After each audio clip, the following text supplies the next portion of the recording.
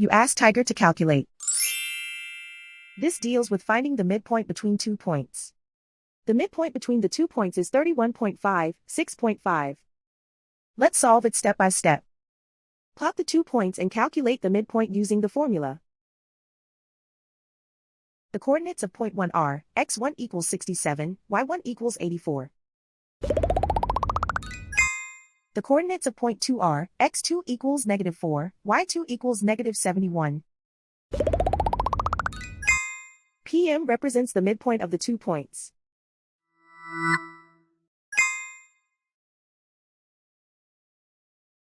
Use the x values in the midpoint formula to find the midpoints x. x1 equals 67. x2 equals -4. Simplify the arithmetic.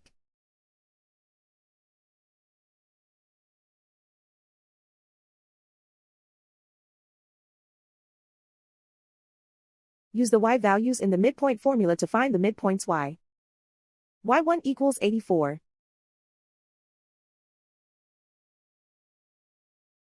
y2 equals -71. Simplify the arithmetic.